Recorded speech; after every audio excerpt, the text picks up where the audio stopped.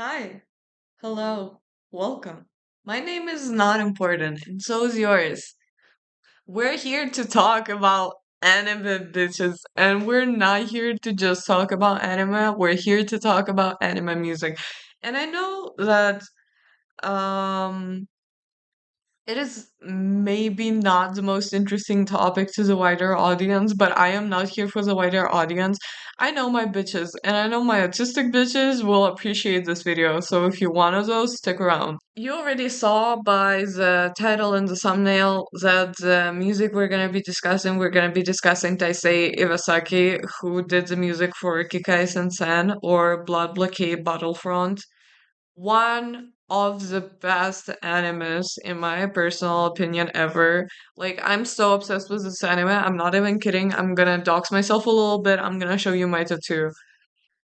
This is Leonardo watch that my friend drew and I got tattooed. So you know shit is real. And yes, this microphone is not real. It's not recording. I just like to hold things in my hands while I speak. So, Taisei Iwasaki, who is he? And why am I in love? Low key. But before we can proceed, I'd like to shout out Operation Olive Branch. You will find their resources down below.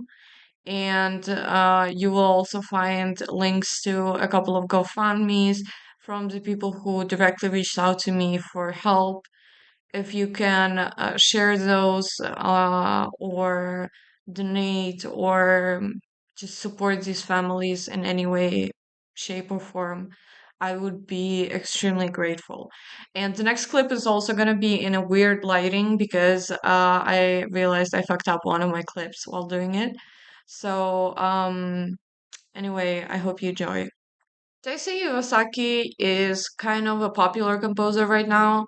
I wouldn't say I like the rest of his discography quite as much as I like his Kekkai Sensen albums, but I do see the general appeal. I think he's a great composer. He worked on other such projects as Belle and Free Gun. He worked on My First Love, which is like I think a J drama, and those are the ones I can name off top of my head. But Belle is probably the most prominent all of them. Belle was a movie that came out, I think, in 2019. Not 19, 21, I think, something like that. Anyway, it was kind of popular. He became more popular through that movie, definitely. But Kikai Sensen was his first animated project that he worked on. And if you remember correctly, that anime came out in 2015, which in anime terms, he has not been working on anime music for that long. Taisei Iwasaki, as far as I'm aware, and I might be incorrect on that, has finished like some sort of Boston Music University. Not sure which one or if there's multiple because I'm not really acquainted with Americans' university. And that really shaped the music he has written for Kikai Sensen because you can genuinely see like really strong influences of American music in Kekkai Sensen. I have read some of the interviews with him, and I read an very interesting interview that I probably won't be able to link because I can't find it anywhere anymore. It's probably still out there, I just can't find it. And the interview is specifically about how the second album was written for Kekkai Sensen, which is the music for the second season.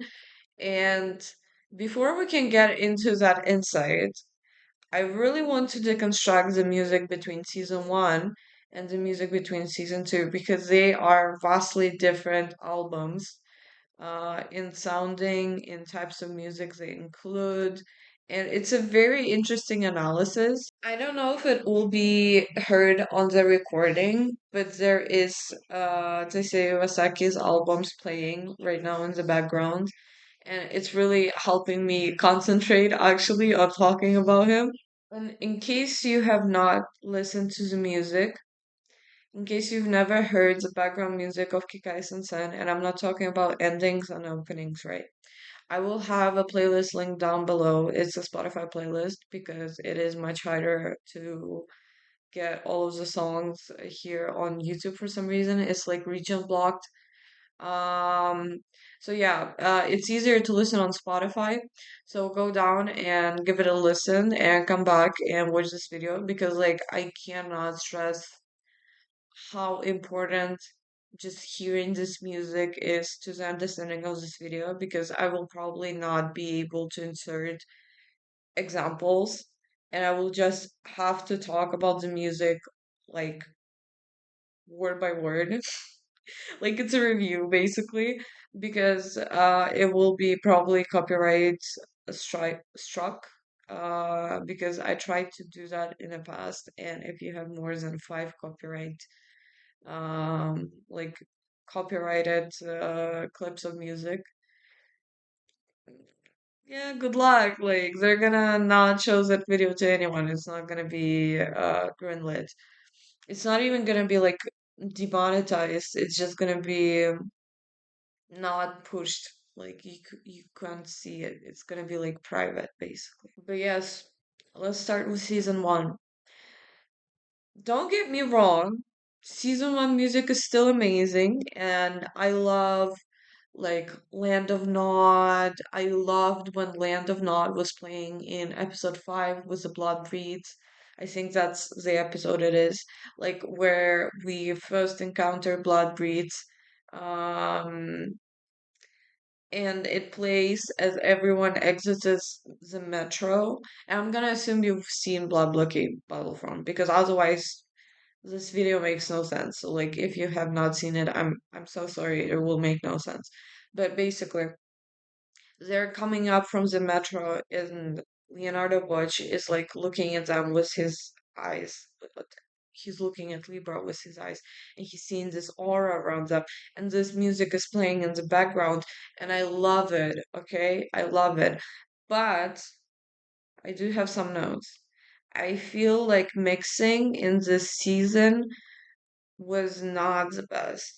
It was not the best. Sometimes you can't really hear the music and it doesn't really add to the moment. It more like overloads the moment. Like this moment was Land of Nod. Loves the song, loves the moment, loves the placement.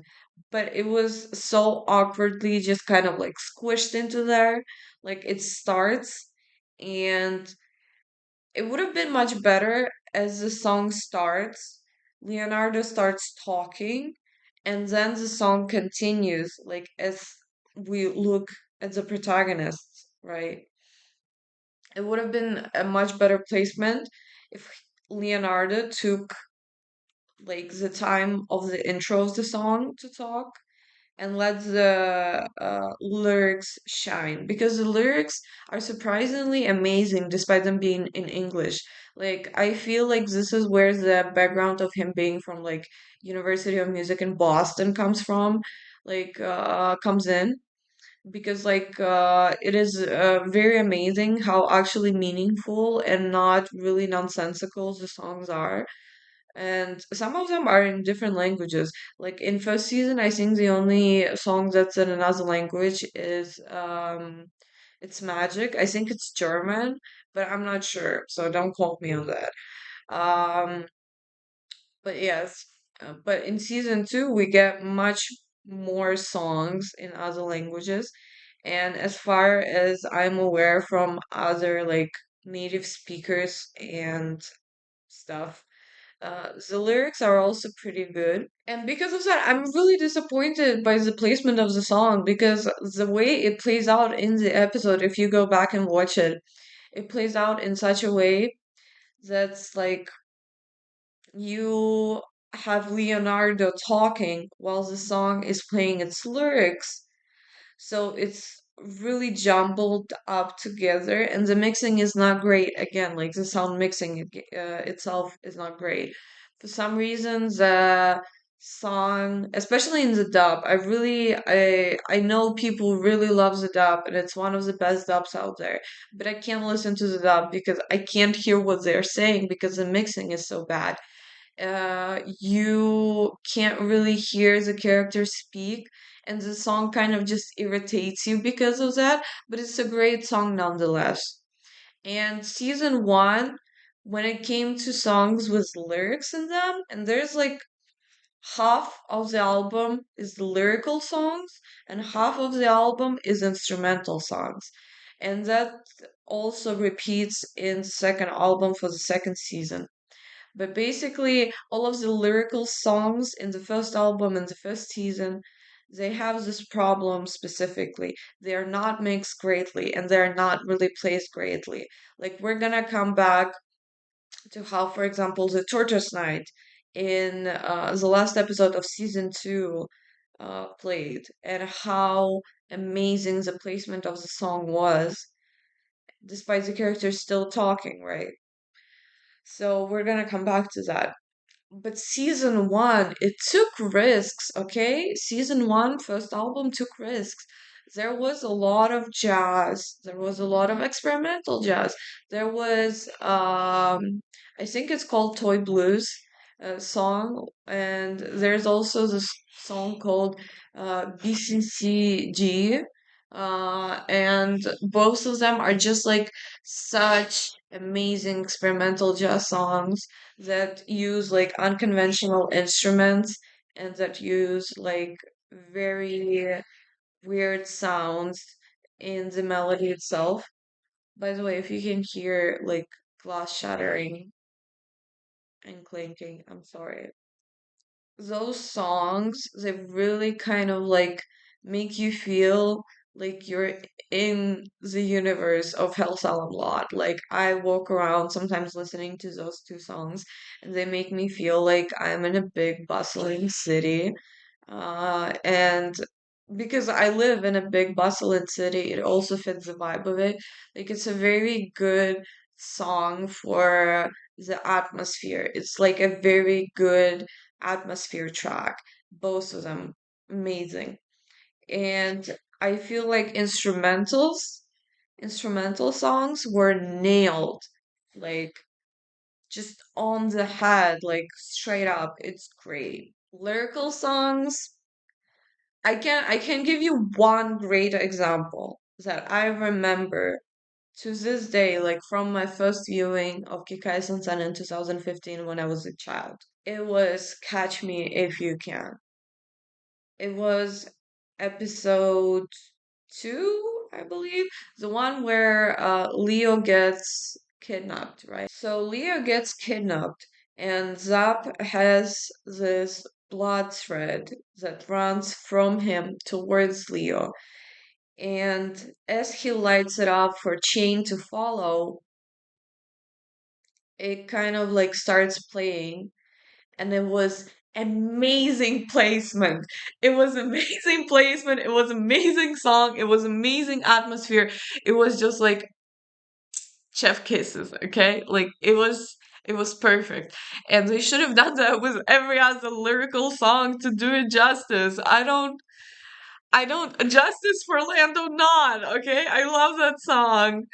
And Catch Me If You Can plays as Chain is chasing down the truck that Leo is in, and Klaus and Steven with Alfred are following them in a car, and it's just so epic, it's so jazzy, it's so perfect for the city, and it's just like amazing for the moment. It's so cheeky because it's like Catch Me If You Can, and it's like about a chase, right? Like it's cheeky, it's great, it's funny, but at the same time it's very excitable.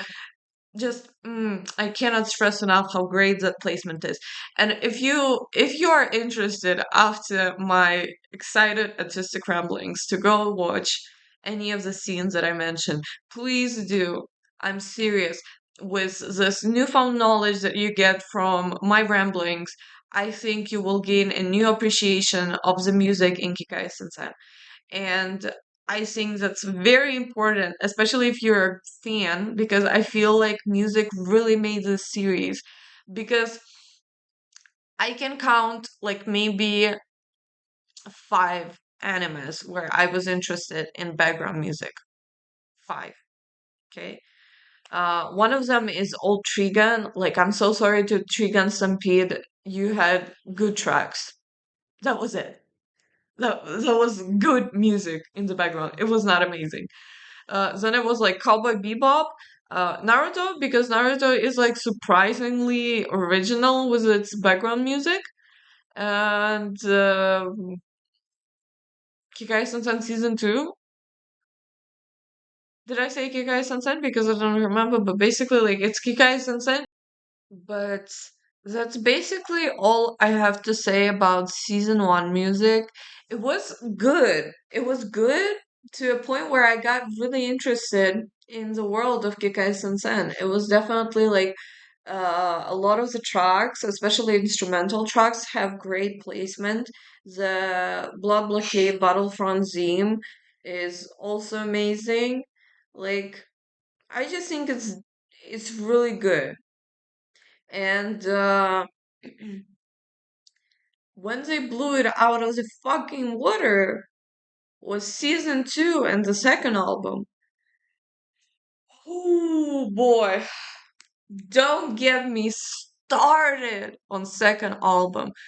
I remember I found out about season two as it was ongoing, so it was like up to episode 9, I think. I don't remember at this point. But basically it wasn't finished yet, but I started watching it again, and I watched the old season, so like the first season, and I started watching the second season, and holy shit, immediately, like, I was hooked on the music. Like, I remember I remember being a small autistic child in 2018 and writing this long ass comment about music in Kekkai Sensen and how no one read it, and I was so upset, and everyone was just fighting about, oh, the ending made no sense. By the way, if ending made no sense, I recently watched a really great video by I think their name is Data the Great. I'm gonna link the video that I watched in the description as well. Go watch it. And let's get back to the music because season two, I start watching it, and this song starts playing that immediately makes me want to listen to the entire soundtrack. It's I don't remember it off the top of my head. Yes, it's Block Scholars. And it's a feat with Hybrid Thoughts, which is an old school inspired like hip hop group, I think. This is what I read from the interview, at least. And it's an amazing starting track. And if you want some background lore in it, when Taisei Iwasaki was asked about this track, he actually said that in his mind he was trying to create kind of like a track for those two aliens from the beginning of not aliens, like one of them was a Beyondian and one of them was like a human. It was like a rap uh duo in the beginning of the first season, like when they were explaining what Hell Salam Lot is. I'm gonna insert like a small clip of it here. But basically, when asked about this track, he said that he was imagining that this is the sort of music that this kind of duo would make because it is kind of like emblematic of the connection between humans and Beyondians through music. And it's just like, oh my God, this is such an amazing piece of world building. And it's done through music and it's done through like music lore, kind of. And it's just like, and it's something you find out only on some obscure, like, internet weebish Japanese newspaper from like 2018. And thank God I found it because it made me appreciate the track so much more because it definitely did encapsulate like how similar Hell Salem Lot is to New York and to New York influences. Like, it was also an homage, you know. And it's just like a great song, right? So the fun thing about this song and a bunch of other songs is that a lot of them were recorded as Taisei Iwasaki was traveling the world. And I'm talking about album number 2 right now for the second season. Because like I don't believe he did that for season 1 and first album. There is a bunch of funny stories in the interviews about him traveling the world, like how he went to Morocco to record this one song. Let me uh Gadichi. Gadichi. I'm so sorry. I don't know how to pronounce Arabic. Uh, but it's You'll Be Here with a singer from Morocco. And there is a funny story tied to it. It's about how Japanese people don't know anything about Muslim people. But yeah, basically he happened to travel there during Ramadan. So that was like a cultural shock for him. That's just like a teensy bit of fun facts I know about this album. So take it. It's yours now. And the fun part is that in this album, mind you, this is like an album for a Japanese anime about New York. Well, almost New York, right? But let's count how many songs. First of all, no, all of the lyrical songs in this album are feats. In the previous album as well, they were feats. There were usually like two performers. So what I mean is, it's more known that the second album is comprised mostly of feats, at least half of it. So let's count how many of them are in another language other than English, right? So we have Papish Voodoo, which is like voodoo puppets with Banda Magda, which is like a multi instrumental band from New York. So it was recorded in New York. Then we have Eternalism by Taisei Iwasaki and Oh My Girl, which is like a K-pop idol band, as far as I'm aware. I'm not really into K-pop, so I'm not sure. But basically, the thing with this song, another song with an interesting backstory, is that it plays in fourth episode of season 2, I believe.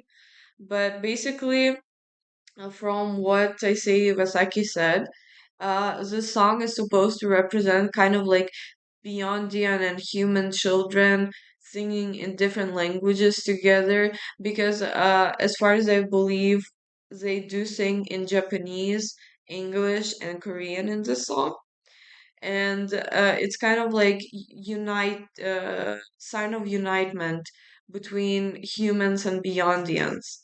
So we have that, right?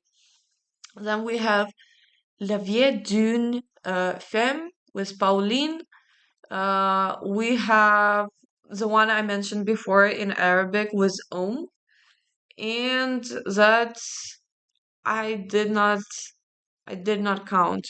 Four songs in another language for an album for a shonen anime, basically. Well, it's not really shonen. It's like what is it called? Like Johnsonen. I know about just Josotsu, so I assume Joseon also works. But basically, it's like for older audiences, right? But still, it's a shonen, basically. So songs is in Arabic. I mean, come on, you have to applaud the diversity to a certain extent. And by the way, in the beginning of the video, I said that according to what native speakers of the languages that songs are in said that they are like sensical lyrics. If you think that's not the case, please let's discuss in the comments because I'm genuinely interested in this. Um, but yeah, let's continue. second season shined with it music. Like from the Wild Beyond, which is a song that Night of kind of created in manga, and Taisei Iwasaki kind of like made an actual song along with what's her name? She's on both albums and she has an amazing voice, but I always forget her name. She's also singing Tortoise Night. Yes, it's I Ninamiya. So I Ninamiya is on both albums, and she's actually the person who's also singing Catch Me If You Can from the first album, from the first season that we discussed earlier. And she sings, let's talk about the finale because I'm gonna be honest, I can't talk about the music for hours, but we have to talk about the finale. The finale of season two.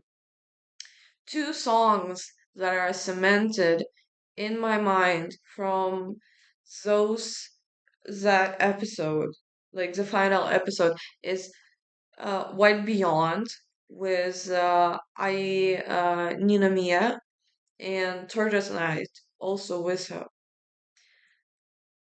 To the Way Beyond is that song that goes like to the way beyond and run away. Small sample of me singing so we don't get copyrighted. But yes, that song it plays and it's so melancholic and it's so perfect for that scene. Like you really feel for it. Like you really feel that scene. You really feel the power of the music, of the atmosphere, of the gravity of the situation that Leonardo is in.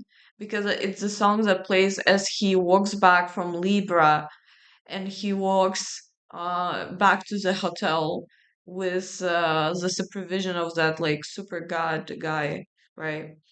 He's not a god, but uh, whatever. And another song that is cemented, and I know this one for sure because I saw this, okay? Another song that cemented itself in the head of all the fans of Kekkai Sensen is Tortoise Night. Tortoise Night is literally the perfect song for the finale. It was written specifically for the scene, obviously, it was like perfect. The motifs of Turtles Nights were playing a little bit earlier, so it intertwined into the finale where the full song played perfectly. The crescendo was amazing. It like crescendoed with the feelings, with the kind of like story, with everything. It was like amazing placement, amazing song, amazing timing. Everything was perfect and it just makes second album so iconic. And I feel like people are not talking about this enough. Like this is like such an iconic album that gave us so many bangers. And if you're not listening to Taisei Iwasaki entire discography after this, I don't know what you're doing. And like sadly enough, you probably won't find something this similar from Taisei Iwasaki. This is one time he did this. Like the entirety of his other discography is much more bland, I'm gonna be honest. Like I think he's an amazing composer, but I think he shined here with so much diversity, with so much new sound, with such amazing influential sound. Like there's so much jazz, there's so much American influence, and it really makes Hell Salem Lot believable. It really makes the city believable, and it makes the story so much more better. And we should talk about it. Please, someone talk about it with me. Because in case you couldn't see by this like video that is probably like 20 minutes long, talking entirely about the music from this anime that came out 10 years ago. I don't know, like you should be moved to at least listen, to at least give a listen to this music. And if you like to talk, I'm always here. Talk to me in the comments because I'm so excited to have at least one person to talk about this with. Even if you just listened and you just like left a like or just left after this, but listen to the end, thank you so much. Oh my God. I had this on my chest for the longest time. And at first, I thought I will do like a Tumblr blog about it, but that spun out of control really quickly. Like, in case you can't see, I've been talking about everything I wanted to talk to people about this music for like 30 minutes probably. Like, the unedited footage is 36 minutes right now. And yeah, it's amazing music. And I love it. And thank you so much for listening, for watching, for everything. And I hope you have a great day. Bye.